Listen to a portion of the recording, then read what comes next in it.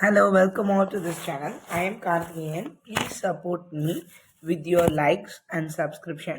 And இப்போ நம்ம என்ன பார்க்க போகிறோம் அப்படின்னா மேத்தமேட்டிக்ஸில் second video first back to basics அப்படிங்கிற ஒரு வீடியோ போட்டிருந்தேன். அதில் உங்களுக்கு அப்ளிகேஷன் ஆஃப் மேட்ரிசஸ் டிட்டர்மினன்ட்ஸில் இந்தெந்த வார்த்தைகள் முக்கியம், இந்தெந்த வார்த்தைகள் தெரிஞ்சாதான் இது நம்மளுக்கு தெரியும். இதை நீங்கள் ஆல்ரெடி படிச்சிருப்பீங்க. இதை கோ த்ரூ பண்ணுறதுக்காகவும் இந்த வீடியோ பார்க்கலாம் அப்படின்ட்டு ஒரு வீடியோ போட்டிருந்தேன். அது நீங்கள் பார்த்துட்டு இருந்தீங்கன்னா ஒரு சூப்பர் கிளியரன்ஸ் கிடைக்கும். ஸோ ப்ளீஸ் இதை பார்த்துட்டு வாங்க.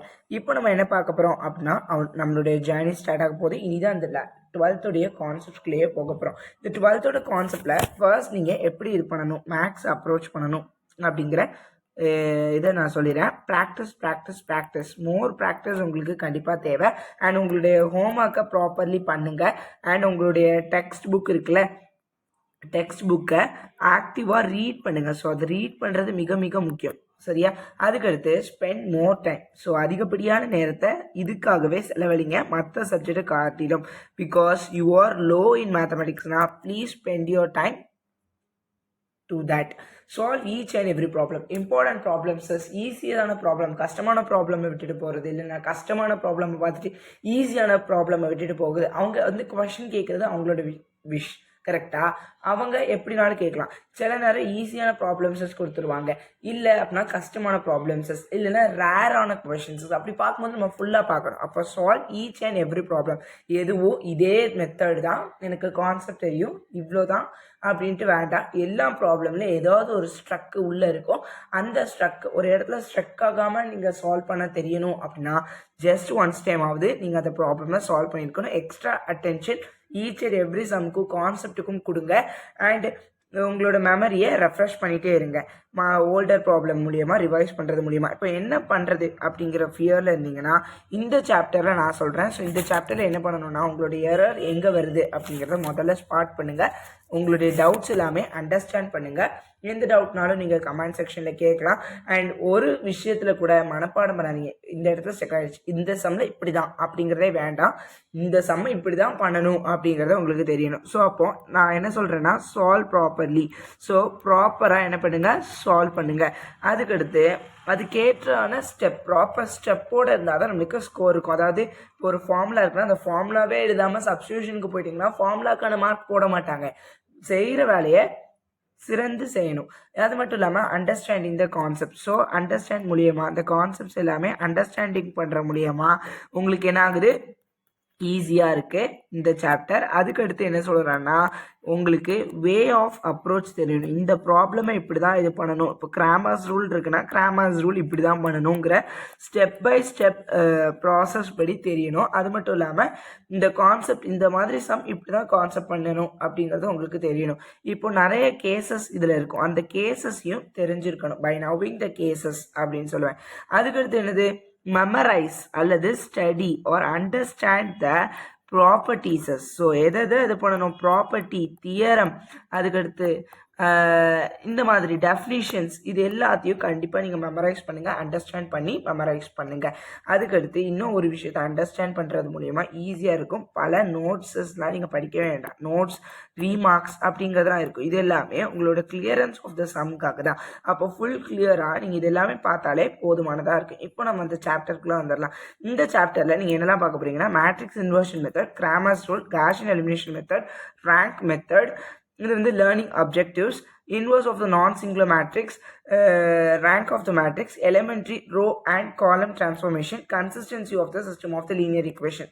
இங்கே இது 5 மார்க் கொஷின் அண்ட் இது 5 மார்க் கொஷின். இது ரெண்டும் 3 மார்க் கொஷினில் கூட கேட்குறாங்க. சம்டைம்ஸ் 2 மார்க்ஸாக கூட இருக்குது. இங்கே அதிகப்படியாக உங்களுக்கு 3 மார்க்ஸ் அண்ட் 5 மார்க்ஸ் தான் இருக்குது. இந்த matrix inversion method 3 or 5 mark question. So இந்த வருஷம் 5 மார்க் கொஷினில் கிராமர்ஸ் ரூல் கேட்டிருக்காங்க, அவ்வளோ இம்பார்ட்டன்ட். இது 3 மார்க் அல்லது 5 மார்க். அப்போ அதிகப்படியான கான்செப்ட்ஸஸ் இங்கே இருந்து உங்களுக்கு கண்டிப்பாக ஒரு 2 மார்க், 3 மார்க், 5 மார்க் இருக்கும் ஃபர்ஸ்ட் சாப்டருங்கிற காரணத்தினால.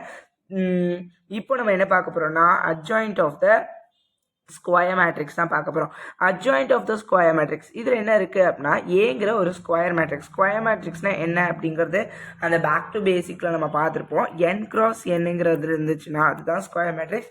இன்னும் ஒரு சின்ன தகவல்கள் உங்களுக்கு அந்த வீடியோலேருந்து தெரிஞ்சிச்சுன்னா அது கண்டிப்பாக நீங்கள் கமெண்டில் ஷேர் பண்ணுங்கள். அந்த மாதிரி ஒரு ஸ்கொயர் மேட்ரிக்ஸ் அதோடைய ஆர்டர் n. ஆர்டர் அப்படின்னா என்ன அப்படிங்கிறத நான் சொல்லியிருப்பேன். இப்போ சொல்லும்போது புரிஞ்சிருக்கும் அப்படின்னு நினைக்கிறேன். அதுக்கு டிட்டர்மினன்ட் எடுத்தோம் அப்படின்னா அதை இப்படி எழுதலாம், அல்லது டெட் ஏ அப்படின்னு கூட எழுதலாம். அது என்ன ஏஐஜே அப்படின்னா ஏ அப்படிங்கிற எலிமெண்ட் ஐத் ரோ அண்ட் ஜேத்து காலம், இத்தனாவது ரோல இத்தனாவது காலம்ங்கிறதுக்காக. இப்போ A12னா ஃபர்ஸ்ட் ரோ செகண்ட் காலம் அப்படின்னு எடுத்தோம். 12ன்னு அர்த்தம் இல்லை, அதுதான் இங்க கீழே போட்டிருக்கணும். B the element sitting at the intersection of the ith row and jth காலம். நான் சொன்னோம்ல எந்த ரோல எத்தனாவது காலம்ல இருக்கு அப்படிங்கிறதுக்காக. The determinant of the submatrix is called as minor. அந்த submatrix, அதாவது submatrixனா என்னது, நம்ம ஒரு எலிமெண்ட் எடுத்திருக்கோம்ல அதுக்கு நீங்கள் டிட்டர்மினன்ட் எடுத்தீங்கன்னா அதுதான் மைனர் அப்படிங்கிறது. ஸோ புரிஞ்சிருக்கும்னு நினைக்கிறேன். அந்த மைனரை MIJ அப்படின்ட்டு எடுத்திருக்கோம். அதற்கு தான் கோஃபேக்டர் அப்படின்ட்டு சொல்லுவாங்க. அது என்ன டிட்டர்மினன்ட் அப்படின்னா உங்களுக்கான மேட்ரிக்ஸ் பொறுத்து இருக்கு. எனக்கான மேட்ரிக்ஸ் ABCD அப்படின்னா அதை இப்படி எழுதலாம், இப்படி எழுதலாம். நம்ம புக்கில் எப்போவுமே இப்படி தான் எழுதிப்பாங்க, எப்படி இந்த மாதிரி எழுதிப்பாங்க, அதனால நீங்கள் அப்படி எழுதலாம். இது எப்படி பண்ணணும்னா முதல்ல இது ரெண்டுத்தையும் மல்டிப்ளை பண்ணணும். ஃபர்ஸ்ட் AD ஃபார்முலா படி மைனஸ் வரும் BC, இப்படி தான் உங்களுக்கு டிட்டர்மினன்ட் கண்டுபிடிக்கணும். இதே மாதிரி தான் உங்களுக்கு மேட்ரிக்ஸ். இப்போ வந்து எனக்கு ஒரு ABCDEFGHIங்கிறது மாதிரி ஒரு மேட்ரிக்ஸ் இருக்குன்னா இதில் A12ன்னு எடுக்கிறேன். அப்போ ஃபர்ஸ்ட் ரோல என்னதுன்னு சொல்கிறாங்க செகண்ட் காலம். அப்போ பி அப்படிங்கிற எலிமெண்ட் இதுக்கு நான் டிட்டர்மினன்ட் எடுத்தேன்னா அதுதான் எனக்கு என்னதுங்கிறாங்க மைனர் அப்படின்ட்டு சொல்கிறாங்க. அதுக்கடுத்து டெஃபினிஷன் அப்படிங்கிற செக்ஷனுக்குள்ள வந்துடலாம். இந்த டெஃபினிஷன் எதை பேஸ் பண்ணி கொடுத்துருக்காங்க அப்படிங்கிறத ரீட் பண்ணி கற்றுக்கலாம். ஏ அப்படிங்கிற ஒரு ஸ்கொயர் மேட்ரிக்ஸ், அதோடைய order n. Then the matrix of the cofactor of A is defined as obtained by replacing each element Aij of A with the corresponding cofactor. இது ஒன்றும் இல்லை, அவ்வளோ உண்மை இல்லை. இது வந்து adjoint உடைய matrix. adjoint of the matrix அப்படின்னா டிரான்ஸ்போஸ் எடுக்கிறது. டிரான்ஸ்போஸ் அப்படின்னா என்ன அப்படின்னா ரோவை காலமாகவும் காலம ரோவாகவும் எழுதுறது. அது என்ன ரோவை காலமாகவும் காலம ரோவாகுறதும். இப்படி ஒரு மேட்ரிக்ஸ் இருக்குன்னா இதுக்கு டிரான்ஸ்போஸ் எடுக்கிறேன். இப்படி டிரான்ஸ்போஸ்னா டீன்னு மேலே போடணும். அப்படி போட்டோம்னா அப்படி தலைகீழ எழுதுறது. இதில் கன்ஃபியூஷனே வேண்டாம். இது அட்ஜாயிண்ட் ஆஃப் ஏ அப்படின்ட்டு எழுதுவோம். அதுக்கடுத்து அதுடைய கோஃபேக்டர்ஸ் அதுக்கு எடுப்போம். அது என்ன அதுக்கான கோஃபேக்டர்ஸ் அப்படின்னா அட்ஜாயிண்ட் ஆஃப் ஏ அப்படின்னா இந்த மாதிரி 2x2 மேட்ரிக்ஸ்க்கு ஒரு மாதிரி எழுதணும், 3x3 மேட்ரிக்ஸ்க்கு கோஃபேக்டர் எடுக்கிற மாதிரி இருக்கும். இதுக்கு என்ன அப்படிங்கிறது உங்களுக்கு தெரிஞ்சிருக்கும். 2x2 மேட்ரிக்ஸ்க்கு அட்ஜாயிண்ட் ஆஃப் ஏ கண்டுபிடிக்கிறதுக்கு ஒரு ட்ரிக் இருக்குது. 4 1ன்னு மாற்றிடுங்க. இந்த ரெண்டு எலிமெண்ட்டுடைய சைனை மாற்றணும். -3 அண்ட் -2 அப்படின்ட்டு மாற்றணும்னா அதுதான் உங்களுக்கு அட்ஜாயிண்ட் ஆஃப் ஏ. ஸோ புரிஞ்சிருக்கும்னு நினைக்கிறேன். இதுதான் உங்களுக்கான மேட்ரிக்ஸ்னால் இதுக்கு அட்ஜாயிண்ட் இருக்கிறது. இதுவே எனக்கான மேட்ரிக்ஸ் வந்து இப்படி இருக்குது. 3x3 மேட்ரிக்ஸ் எப்படியுமே உங்களுக்கு 3x3 மேட்ரிக்ஸ் தான் அதிகப்படியாக இந்த சாப்டரில் படிப்பீங்க. ஸோ அதனால் பிரச்சனையே இருக்காது. இந்த மாதிரி மேட்ரிக்ஸ்னால் இதுக்கு தனியாக கோஃபேக்டர் இருக்கணும். அதாவது 1 × 9 × 5 என்ன அப்படின்ட்டு போடுவீங்க. அதுக்கடுத்து 9 × 5 கூட மைனஸ் அங்கே நான் சொன்னப்பல டிட்டர்மினன்ட்டு அந்த மாதிரி நீங்கள் இங்கே எடுக்கணும். இப்போது 8 × 6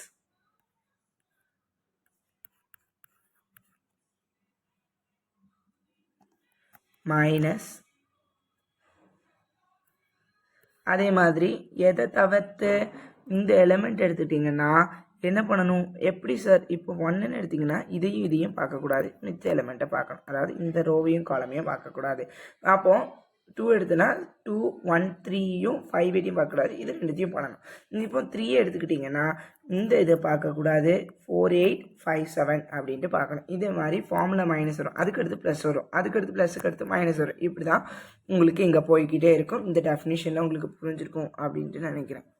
இப்போ என்ன பார்க்க போகிறோம், நோட் ஒன்று கொடுத்துருந்தாங்க. இந்த நோட்டில் என்ன சொல்லியிருக்காங்க அப்படிங்கிறத பார்க்கலாம்.